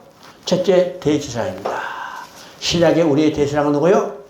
승천하신 자 하나님의 아들 우리의 대제사장 예수 그리스도예요. 이건 완전하죠? 그분은 죄 없으시고 흠 없이 완전한 제사장이에요. 뿐만 아니라 그는 영원한 제사장이에요. 영원부터 영원까지 살아계십니다. 이건 영원한 제사장입니다. 그래서 우리의 신약의 우리의 제사장 예수님은 완전한 대제사장이죠. 두 번째 제물입니다. 이 제물은 짐승의 피가 아니고 어떤 거요? 예수님 자신의 피요. 이건 완전한 제물이죠. 또 제단이 있는데 이 제단은 사람이 땅에 지은 그림자적 제단이 아니고 하늘에는 참성소에 들었어요. 완전한 제단이죠. 그래서 신약의 제사는 완전한 대제사장이 완전한 제물로 참 제단에서 드렸기 때문에 이 제사는 완전한 제사라고 완전한 제사를 드렸기 때문에 우리의 죄가 완전히 사해졌고 우리의 죄가 완전히 사해졌기 때문에 이제 하나님 앞에 나가게 된 겁니다. 그래서 예수님이 다 이뤘다 할 때 어떠세요? 휘장이 위로부터 아래로 찢어서 새로운 살 길이 열리게 된 것을 보게 됩니다. 자, 우리가 성경을 한번 찾아가 보십시다.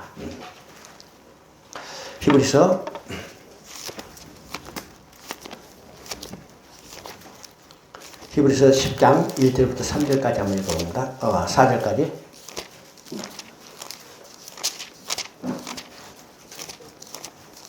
히브리서 10장 1절부터 4절까지. 율법은 장차 올 좋은 일이 그림자일 뿐이요 참 형상이 아니므로 해마다 늘 드리는 것 같은 제사로는 나오는 자들을 언제나 온전하게 할 수 없느니라. 그렇지 않으면 섬기는 자들이 단번에 정결하게 되어 다시 죄를 깨닫는 일이 없으리니 어찌 제사라는 일을 그치지 않았으리요. 그러나 이 제사들은 해마다 죄를 기억하게 하는 것이라. 이는 황소와 염소의 피가 능히 죄를 없이 하지 못함이라. 그죠? 자, 구약의 율법을 철저히 그림자로 지금 이야기하고 있습니다. 자, 10장 14절 읽어봅니다. 10장 14절. 그가 거룩하게 된 자들을 한 번의 제사로 영원히 온전하게 되리라.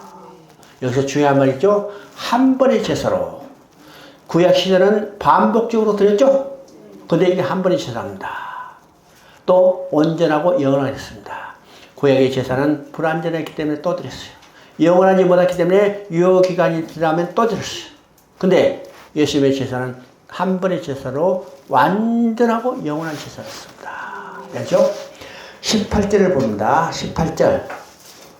이것들을 사했은즉 다시 죄를 위하여 제사 드릴 것이 없느니라. 왜요? 예수님께서 단번에 완전하고 영원한 제사를 드렸기 때문에 다시 드릴 제사가 없죠. 그래서 오늘 여러분 제사 드려요? 안 드려요? 안 드리잖아요. 왜요? 예수님이 제사를 완성하셨기 때문에.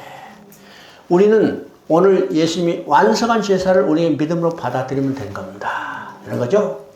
그래서 예수님이 단번에 완전하고 제사를 드림으로 휘장이 위로부터 아래로 찢어서 지성소에 들어갈 새로운 살 길이 열린 겁니다. 그래서 오늘 여러분요, 어느 때 어디 곳이든지 하나님을 만날 수 있죠? 왜요? 예수님이 제사를 완성했기 때문에요. 이게 히브리서입니다. 히브리서 재밌어요? 재미없어요? 어렵다고만 하지 말고, 그래서 이런 것들을요, 성도들에게 핵심적인 것을 가르쳐야, 야, 히브리서야말로 우리의 제사를 완성하셨구나. 감격을 느끼게 되죠? 그럽니다. 시간이 없으니까 빨리 지나요. 그 다음에 이제 계시록입니다. 계시록 하면 자다가도 벌떡 일어나요. 왜 자다가도 벌떡 일어날까요? 계시록 끝나면 집에 가야죠. 그래서 계속 자고 있으면 집에 못 가. 그래서 계시록 가면 자다가도 벌떡 일어나. 또 계시록 가면 벌떡 일어나. 왜 그럴까요? 야, 비밀 코드 어떻게 해석할까? 그죠? 어떻게 궁금증이 일어나? 그래서 계시로 가면 벌떡 일어납니다. 근데 반대로 계시로 가면 푹 쉬어야 해요. 왜요? 계시로 가면 우리의 안식을 완전히 회복했기 때문이죠. 그러니까 반대로 일어날 게 아니라 푹 자야 해요. 푹 자죠. 아직도 푹 자고 계시는 것은 계시록에 완전히 심취된 분이죠. 그러면 계시록 하면 우리가 어떤 관념을 가지고 있을까? 첫 번째는 어렵다고 생각해요. 그죠? 계시록 아무리 읽어도 모르겠다. 그죠? 또 계시록 하면 어떤 책으로 생각하는가? 야, 그런 일을 하면 우리가 어떻게 살지? 아마겟돈 3차 전쟁 일하면 한국에서 일하면 어떻게 살지? 이게 두려운 거예요. 이단이요, 대강 계시록을 가지고 사람들에게 두려움을, 공포심을 갖게 하고 그들에게 유혹하는 겁니다.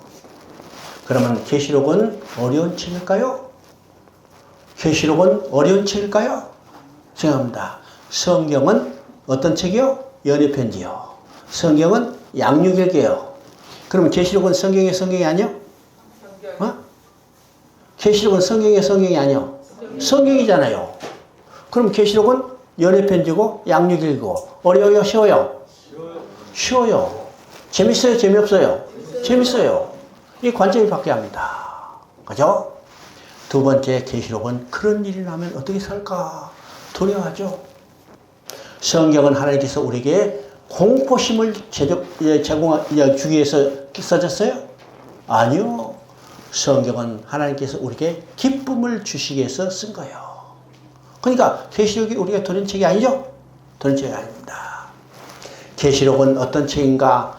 창세 때 시작했던 하나님의 구원의 역사를 완성했다고 선언한 책입니다. 그래서 계시록이야말로 우리 신앙에 가장 소망을 주는 책입니다. 왜일까요? 하나님의 구원 계획을 완성했다고 선언하기 때문이요. 우리가 예수 믿고 구원 받았지만 완성이 아니죠. 언제 완성이 돼요?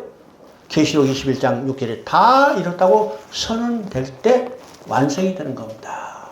근데 계시록 21장에는 하나님의 계획과 목적이 다 완성됐다고 선포하기 때문에 우리 구원에 소망을 주는 책이죠. 예, 관점이 바뀌어야 합니다. 그래서 계시록만큼 우리가 구서 관점에서 볼 다른 책도 없어요. 그러면 계시록은 어떤 책일까? 우리가 생각해 봅니다. 우리가 누가복음과 사도행전을 봤죠? 그러면 누가복음은 누가가 쓴 성경의 전편이고 사도행전은 누가가 쓴 성경의 후편이라면 이 전편 누가복음과 사도행전은 철저히 연속성을 가지고 있었죠? 그럼 이런 관점에서 자, 누가복음은 어떤 것인가? 구약의 예언과 약속이 예수 그리스도를 통해서 복음으로 성취된 것을 증언한 거예요. 이게 누가복음이죠? 그러면 그 후편의 사도행전은 어떤가요?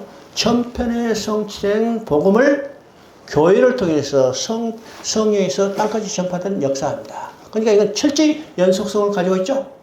이런 관점에서 우리가 요한복음과 요한계시록도 볼 수가 있습니다. 그러면 요한복음은 요한사도가 쓴 성경의 전편, 요한계시록은 요한사도가 쓴 성경의 후편. 그러면 전편과 후편은 철저히 연속성을 가지고 있죠. 그러면 어떻게 연속성이 이루어졌는가? 요한복음은요, 죽임 당하신 어린 양에 대한 증거예요. 그래서 복음서에서 예수님을 어린 양으로 표시하는 것은 요한복음밖에 없어요. 그죠? 그래서 어린 양으로 오셔서 어린 양이 돼서 십자가에 죽으셨어요. 그래서 요한복음은 죽임 당하신 어린 양이라면 그 후편인 요한계시록은 전편에서는 죽임 당하시지만 후편인 요한계시록은 어때요? 살아 역사하신 어린 양. 살아 역사하신 어린 양, 그 어린 양이 누구요? 바로 예수 그리스도께서 오늘 이 땅에서 전투하는 교회를 위하여 싸워주시는 어린 양, 싸워주실 뿐만 아니라 완전히 승리를 선포하는 어린 양이라는 거예요. 이게 요한복음과 요한계시록이 연속성입니다. 그러니까 요한계시록이 어린 책이 아니죠? 요한계시록이 두려운 책이 아니죠? 우리가 이 관점이 바뀌어야 합니다. 그래서 요한계시록을 보면요, 자, 20장까지 되는데 그 구조가 되는가? 1장에는 교회의 현재의 모습과 그 다음에 그 교회에 찾아오시는 예수님의 모습이요. 그리고 이제 2장 3장은 이 땅에 전투하는 교회를 모아놓고 최고의 사령관 대신 예수님께서 훈시하는 내용입니다. 그리고 4장부터 20장까지는 이 땅에 교회가 어떤 영적 전쟁을 하고 있는가 그 양상과 우리가 쌓아야 할 대적에 대해서 이야기합니다. 그리고 21장에서는요 하나님 계획과 목적을 다 완성했다고 선언한 것이 이 계시록 전체 구조죠. 자, 그러면 이 땅에 존재하는 교회가 어떤 형편인가, 그죠? 예수의 환난과 나라의 참여에 동참하는 교회. 그러면 실제로 이 땅에 교회가 언제부터 언제까지 존재하는가를 한번 생각해 봐야죠. 그죠? 이 땅에 교회가 언제부터 언제까지 존재하는가. 예수님께서 요한복음 19장에서 다 이루었다고 선언할 때부터 시작해서 계시록 21장 6절에 다 이루었다고 선언할 때 이 기간에 이 땅에 교회가 존재하는 겁니다. 그렇죠? 이해가 안 돼? 여러분요, 교회가 실제 탄생은 어디냐? 사도행전 2장을 보면요, 성령의 임에서 탄생했죠? 왜 성령이 왔어요? 예수님이 십자가에 죽으시고 승천하셨기 때문에 성령이 온 겁니다. 그러면 뭐 정확하게 아니지만은 교회는 언제부터 시작되는가? 계시록 요한복음 19장 30절에 다 이뤘다고 선언할 때부터 계시록 21장 6절에 선언해요. 자, 왜 이것이 중요할까요? 이건 창세기 3장 15절과 연관이 있습니다. 창세기 3장 15절에 두 진영을 나누고 두 진영 사이에 원수가 그 싸움이 있고 이 싸움의 결과는 어떠요? 여자의 후손이 뱀의 머리를 상하게 할 것이다. 이것이 어디서 이루어졌죠? 십자가에서 이루어졌잖아요. 이것이 다 이뤘다는 겁니다. 그런데 사단의 잔당은 계속해서 대적해가고 방해해요. 그것이 오늘 교회가 당하고 있는 겁니다. 그것이 언제부터? 여자의 후손의 발꿈치를 상하게 할 것이다. 그래서 오늘 교회가 환난과 핍박을 당하고 있죠. 언제까지? 계시록 21장에서 다 이뤘다고 선언될 때까지. 그러면 우리가 계시록의 관점의 교회는 요한복음 19장 30절 다 선언으로부터 시작해서 계시록 21장 6절까지 사이에 이 땅에 교회가 존재하는데, 그러면 그 교회는 어떤 형편이요? 예수의 환난과 참회에 동참하는 교회. 한마디로 말해서 고난과 핍박을 받고 있다는 거예요. 이것이 오늘날 현재의 교회입니다. 그래서 이 교회는 어떤 것인가? 이 교회는 세상의 가운데 존재하고 세상 나라를 하나님 나라로 변화시켜야 할 사명과 의무가 있죠. 그래서 교회는 반드시 복음이 전파되는 것 어떤 것이요? 대적하는 역사가 있기 때문에 이 교회는 핍박과 환난을 당하고 있습니다. 두 번째 보니까 예수 그리스도의 나라가 이 땅에 임하기를 결단했기 때문에 세상 나라가 망하고 하나님 나라가 도래하고 건설된다는 것 때문에 환난과 핍박을 당하여. 자, 이 시대 요한은요, 성도들이 낙마하거나 하나님을 떠나지 않도록 경고하고 예적인 공격에 폐교를 하지 않도록 격려하기 위해서 이 요한계시록을 기록했습니다.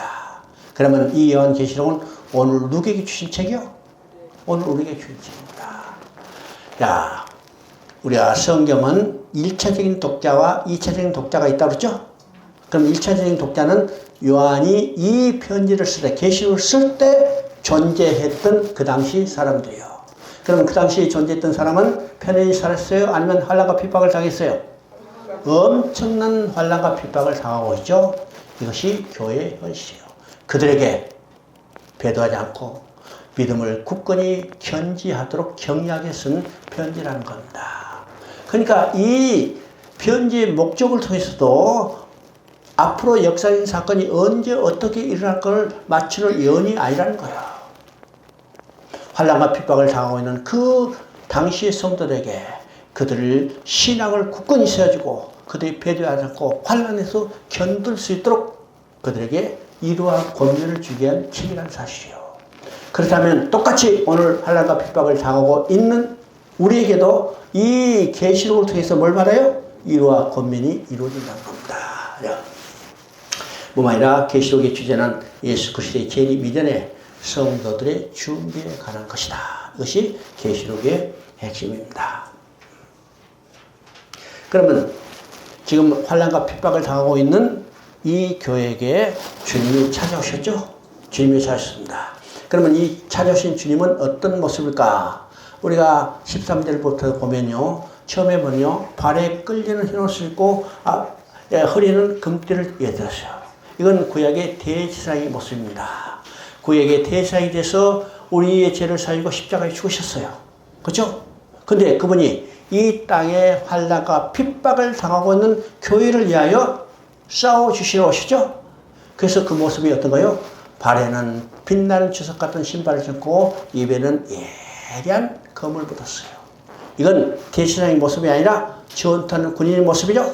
이 모습은 이 땅에 전투하는 교회를 위하여 싸우시는 최고의 사령관이 돼서 찾아오셨다는 거예요.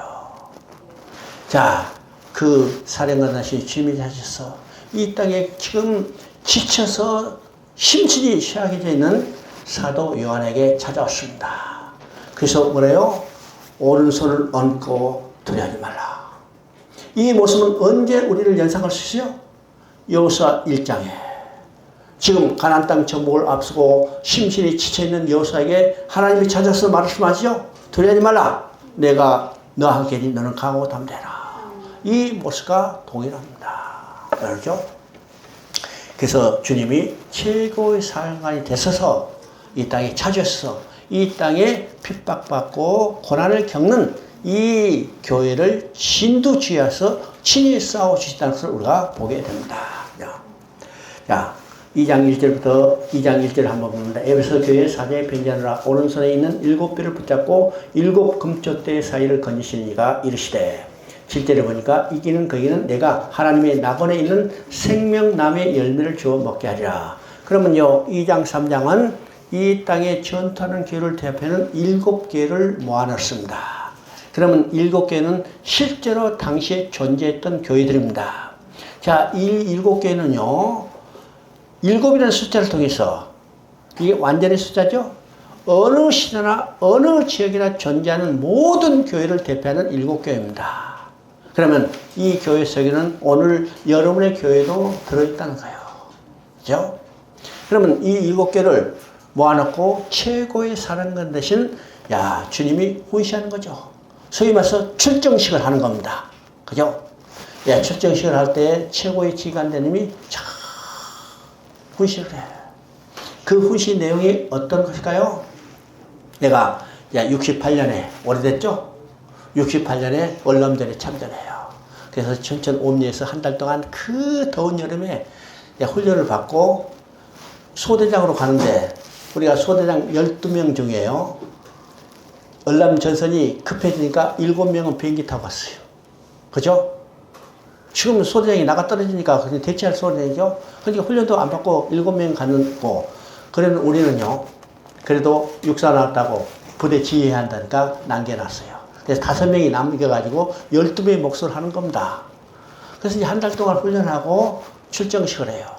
그 더운 여름날 한 1000명 되는 이제 병사였는데 그때 노재현 국방부장을 했더니요. 그 사람이 참모총장이었는데 그게 출정식한테 왔어요. 더운 여름날 별 4시 아따에서 까딱도 안 하는 거예요. 아무 소리도 안 들려요. 왜요? 지금 죽느냐 사느냐 급판이죠? 더운 데다가 그걸 하니까 아무도 안 들려.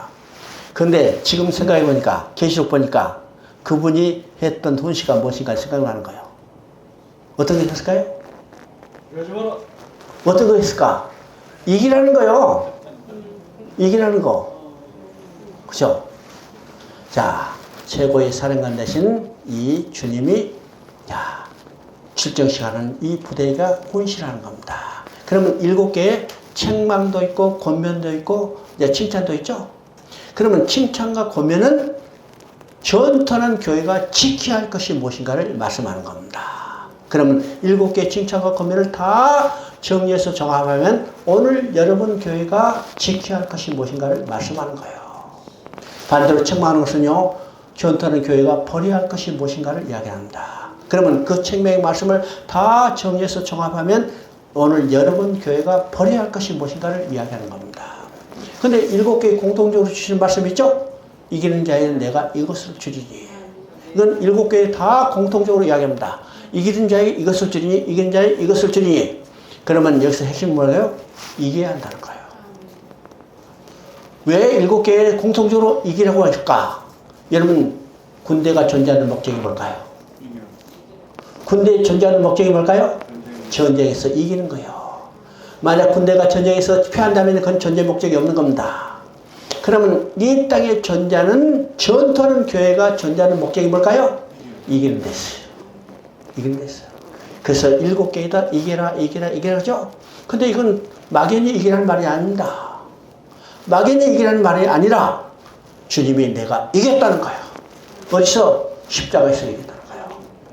내가 이겼다. 너희도 이길 수 있다. 그래서 너희다 이기라는 거예요. 오늘 이 땅에 존재하는 교회도 이겨야 합니다. 어떤 전쟁에서? 영적 전쟁에서 이겨야 합니다. 그죠? 그리고 자, 이기기 위해서는 적을 알아야죠. 그래서 적의 삼두체제를 이야기합니다. 적의 삼두체제이죠. 자, 16장 13절을 보면 그게 중요한 말입니다. 개구리 같은 새 더러운 영이, 그죠? 용의 입과 짐승의 입과 거짓 선지자의 입. 여기 중요한 말이 나오죠? 지금 전쟁을 하는데 개구리 같은 새 더러운 영입니다. 이건 영적 전쟁이죠? 근데 어떤 전쟁이요? 용의 입과 짐승의 입과 거짓 선지자의 입. 입에서 나오는 말씀의 전쟁, 진리의 전쟁이라는 사실을 우리가 알아야 합니다. 그죠? 그러면 우리가 말씀으로 싸워야 해요. 뭘로 싸워요? 성경의 말씀을 가지고 싸우는 겁니다. 그죠? 그러면 우리가 싸워야 할 전쟁의 대상과 큰 용과 짐승과 거짓 선지자를 했죠? 이것을 12장 13장에서는 구체적으로 합니다. 영이 쫓기니 예비며 사단과 마귀라. 자, 이건 큰 영이죠? 그러면 예뱀이라고 씁니다. 예뱀은 언제 나타났어요? 창세 때 아담과 하와를 유혹했던 뱀입니다. 그 배후에는 뭐였어요? 사단과 마귀가 있는 겁니다. 이것이 우리가 싸워야 할 적의 첫 번째예요. 두 번째는 바다에서 나오는 짐승을 보니 뿔이 10, 머리가 7이라. 뿔이 100개, 머리가 70개라도 이것은 한 종류입니다. 어떤 종류? 그리스도를 대적하고 하나님 백성을 핍박하는 세력. 이건 옛적에도 있고 지금도 있고 앞으로도 있어요. 이것이 우리가 싸워야 할 적이죠? 적입니다. 이것이 말하면 짐승이에요. 적그리스도입니다. 세 번째는 13장 11절에 나옵니다. 내가 보매 또 다른 짐승이 땅에서 올라오니 어린 양같이 두 뿔이 있고 용처럼 말하더라. 어린 양처럼 두 뿔이라는 것은 예수 그리스도를 흉내내는 거죠? 근데 입에서는 뭐가 나요? 용처럼 말하더라. 이게 거짓 선지자입니다. 오늘날 말하는 이 거짓 선지자가 얼마나 세상을 어렵고 교회를 핍박하고 교회를 괴롭혀요. 자, 우리가 싸워야 할 적의 삼두체제는 바로 이겁니다. 용과 짐승과 거짓 선지자. 그러면 어떤 전술을 통해서 싸워야 할 건가? 이것이 12장 11절입니다. 여기 나오죠. 어린 양의 피와 자기들이 증언한 말씀으로써 그를 이겼으니 그들은 죽기까지 자기들의 생명을 아끼지 아니하였고. 여기에 세 가지입니다. 첫째는 어린 양의 피요. 왜 어린 양의 피를 싸워서 얘만 승리했을까요? 예수님이 피를 흘리며 십자가에서 사단의 머리를 박살냈기 때문에 우리가 그 사단의 잔당을 이길 수 있는 유일한 비결은 뭐예요? 어린 양의 피를 붙들어야 말이에요. 그래서 어린 양의 피야. 두 번째는 자기의 증언하는 말입니다. 자기의 증언하는 말. 여러분 보세요. 야, 내가 복음을 들었다. 마음의 기쁨이다. 그래서 집에 와가지고 침대에 싹 누우면 사단이 어떻게 해요? 야, 너 기쁘지? 편히 잘 자라. 입을 싹 덮어주고 편히 쉬게 해요. 그런데 내 마음에서 뜨거운 불길이 솟아나서 내가 복음을 증거하겠다 나오면 사단이 어떻게 해요? 모가지를 꽉 잡는 거예요. 모가지를 꽉 잡죠? 그래서 그때 자빠지면 이건 지는 거예요. 박차고 일어나서 자기의 증언하는 말, 끝까지 복음을 증거하는 이것이 승리의 비결입니다. 언제까지? 죽기까지 자기 생명을 아껴야 하냐고. 이래 것이 기독교의 정신입니다. 이래요. 그래야 승리할 수 있다는 거예요. 그러면 이 전쟁에서 승리했느냐? 승리했다는 거예요. 승리했다는 거죠? 이것이 14장 1절입니다. 또 내가 보니 보라 어린 양이 시온산에 있고 그와 함께 13만 4천이 서 있는데 그들의 이마에는 어린 양의 이름과 그의 아버지의 이름을 쓴 것이 있더라. 이 영적 계에서 승리한 자들이 어린 양 시온산에 서 있어. 누가 함께? 어린 양과 함께. 그 숫자가 몇 명이요? 14만 4천입니다. 그러면 24만 4천은 어떤 숫자일까요? 자, 7장에 하나님 앞에 설 수 있는 자를 두 종류로 구별해서 나죠.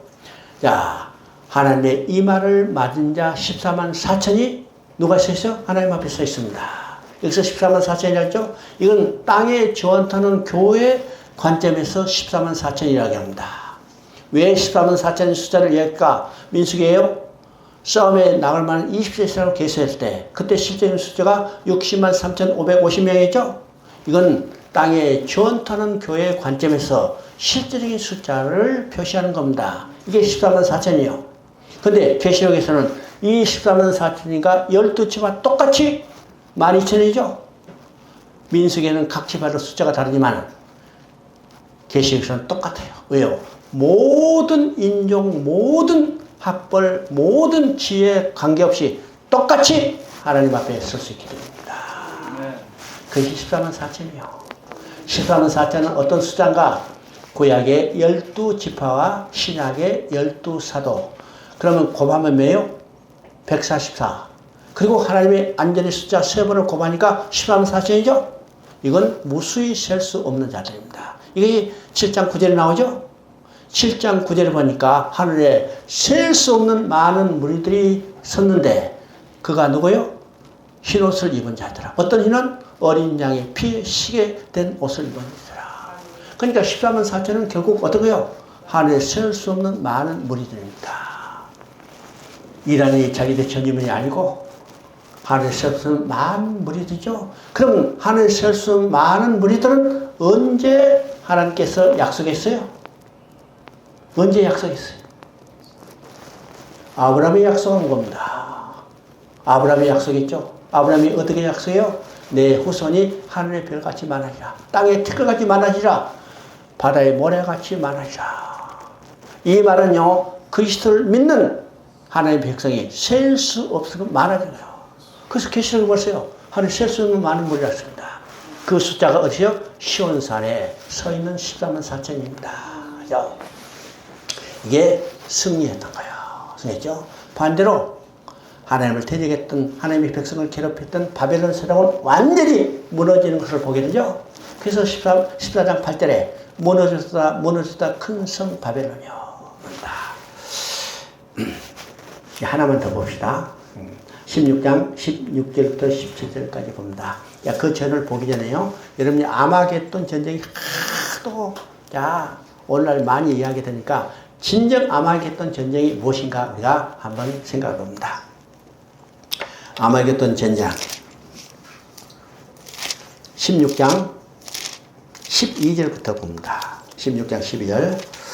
자, 또 여섯째 전사가 그 대접을 큰 강 유브라이스 소돔에 강물이 말라서 동방에서 오는 왕들이 길이 예비되었더라.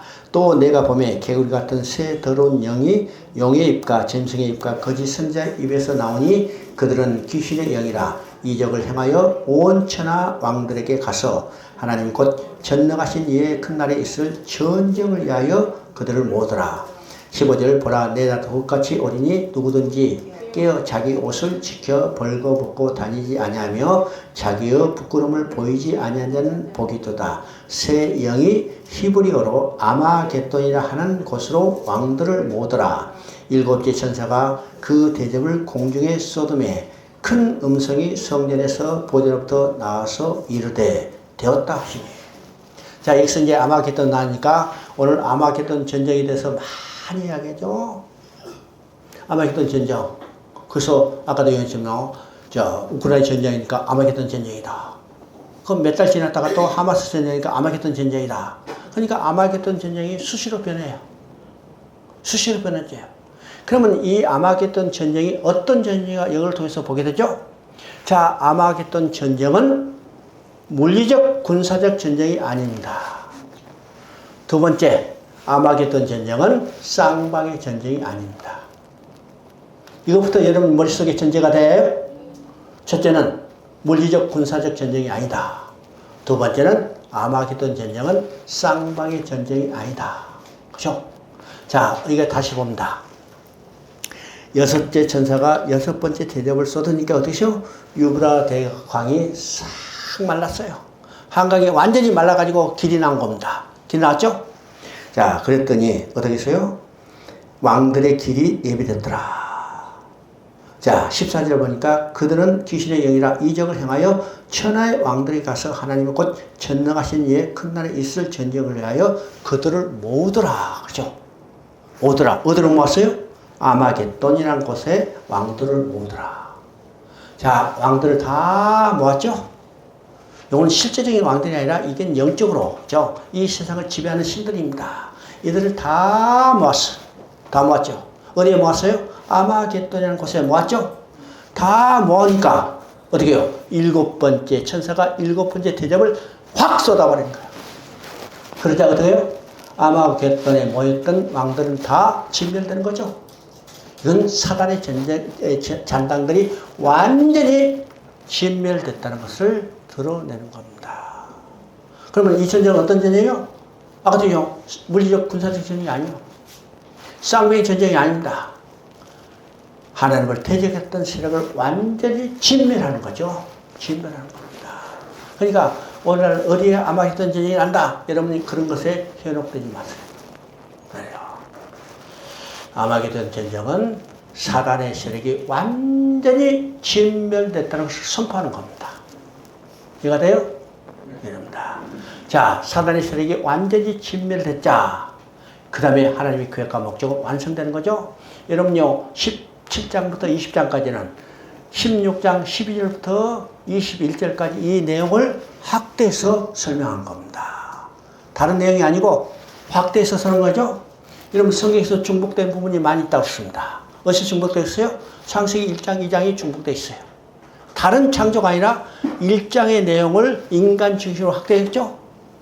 마찬가지로 여기도 16장 12절부터 17절까지 여섯 번째 대접과 일곱 번째 대접의 사항을 17장에서 20장까지는 확대했어요. 자, 그것이 지나고 21장 1절부터 뭐예요? 새 하늘과 새 땅이 세워지고 하나님의 계획과 목적이 완성됐다고 선언한 겁니다. 그러면 계시록에서 완성되는 것은 어떤 것이 완성됐어요? 자, 창세 때 창세기 2장 1절에서 다 되었다고 했을 때 거기에 그 다 되었다는 개념에 뭐가 들어갔다 했어요? 네 가지 개념이었죠? 이 기억에 들어왔어요. 첫째는 뭐예요? 하나님 나라. 두 번째는 성전을 지은 거예요. 세 번째는 안식을 회복하는 거죠. 네 번째는 가정을 이룬 겁니다. 그러면요, 21장 1절부터 7절까지 읽어보면 이 네 가지 개념이 다 완성되는 것을 우리가 보게 되죠. 그렇기 때문에 21장 6절에 다 이뤘다. 나는 알파 오메가요. 처음이요 마지막입니다. 창세 때 알파로 시작하신 하나님께서 여기서 다 이뤘다고 선언했기 때문에 오메가가 된 겁니다. 만약 여기서 다 이뤘다고 선언이 안 됐다면요, 알파로 창세 때 시작했지만 오메가는 될 수 없죠. 근데 다 이뤘기 때문에 오메가가 된 겁니다. 그죠? 그래서 새하늘 새 땅은 이미 여러분이 이야기를 했고, 그리고 이제 22장은 예전의 회복을 보여주는 거죠. 그리고 하나님이 약속하십니다. 22장 20절 이것들을 증언하신 이가 이르시되 내가 진실로 속히 오리라 하시거늘 아멘 주 예수 오시옵소서. 여기서 22장에는 세 번이나 내가 속히 오리라고 약속하셨습니다. 그래서 계시록은 딱 하나의 예언이 있다고 그랬죠? 그 예언이 어떤 것이요? 예수님이 다시 오신다는 거예요. 우리는 이 예수님의 약속을 기다리고 있는 겁니다. 그래서 내가 반드시 속히 오리라 이 세 번이나 약속하신 것을 우리가 붙들고 마지막에 뭐예요? 마지막에 아멘 주 예수여 오시옵소서. 예수님이 지금 딱 오시면 우리 안산 갈 필요도 없죠? 어디로 가요? 대구 갈 필요도 없고 공주 갈 필요도 없고 천국으로 뿅 가면 되잖아요. 아멘. 이게 우리의 소망입니다. 소망인데 그런데 하나님께서는 하나님의 부르실 날까지 이 땅에 살게 했죠. 목적이 뭐요? 복음을 증거하게 보죠. 자, 짧은 시간에 정말 바쁘게 계시록까지 나는데 그래도 여러분 머릿속에 장세서 계시록까지 맥이 어떻게 쫙 정리되는 것을 여러분이 정리가 될 겁니다. 여러분 한 번만 들으면 안 되고 몇 번 들은다고 했어요? 최소한 3번 들어요. 3번 들어요. 야, 제주도에는 우리 중국 지도자들은 그 중에 20번이 넘게 들은 지도자도 있어요. 그러니까 지금 그 지도자들이 중국 내에서 자유롭게 지역을 다니면서 성경을 가르치게 되는 겁니다. 여러분도 열심히 연구해서 여러분이 성도들뿐만 아니라 또 여러분이 선교 현장에 가서도 그 나라의 지도자들에게 성경을 잘 가르쳐서 그들에게 정말 신앙의 바른 노선들을 이어지도록 이렇게 해서 해주시길 바랍니다. 하나님 아버지 감사합니다. 저희들이 무엇이간데 저희들을 불러주셔서 오늘 말씀으로 저희를 무장시켜 주시고 이 말씀을 붙들고 하나님이 보내신 곳 어디 곳에서 하든지 복음을 증거하도록 사명을 주셨습니다. 하나님 아버지 이 사명을 감당할 수 있도록 친히 성령으로 동행하여 주시고 성이 역사해 주셔서 가는 곳마다 참으로 그들이 말씀을 듣고 가슴이 뜨거워지고 그날에 그 땅에 하나님의 나라가 세워지고 복음이 편만히 전파하도록 주여 축복하여 주시옵소서. 힘이 어리석고 미련한 자들입니다. 주님이 도우심이 아니면 주님이 동행하지 않으면 주님이 친히 역사하지 않으면 우리는 아무것도 할 수 없는 자들임을 고백하옵나이다. 주여 우리를 공의히 여기시고 불쌍히 여기시소 일이 능히 잘 이루어지도록 주님께서 저희들을 지켜주시고 인도하여 주시옵소서. 멀리 이곳에 온 형제 자매들이 있습니다. 하나님 아버지 그들이 가는 발길도 주님께서 동행하여 주셨고 또 그들이 뜨거운 가슴을 안고 로마 교인들처럼 하나님 앞에 예배 드리는 귀한 처소들이 되도록 주여 축복하여 주시옵소서. 하나님 아버지 특별히 한숙 모다 교회를 축복하여 주셨고 이 교회를 통해서 우리가 기쁜 마음으로 성경의 말씀을 배웠나이다. 하나님 아버지 이 교회를 축복해서 이 지역의 영혼들을 참으로 이곳에 인도하셔서 그들이 복음을 듣고 생명을 얻을 수 있는 놀라운 역사가 나타나게 하여 주시옵소서. 이 또 교회에 세우신 주의 종 우리 정정한 목사님 능력의 말씀을 전파하게 하시고 많은 사람에게 가슴을 뜨겁게 할 수 있도록 주의 역사하여 주시옵소서. 또 이 사역에서 수고하는 많은 돕는 손길도 주님 그들의 가정과 그들의 삶에 하나님의 큰 은혜가 충만하게 임하기를 원합나이다. 하나님의 이 모든 말씀 우리 주 예수 그리스도 이름으로 기도드리옵나이다. 아멘. 네. 여러분 수고했습니다.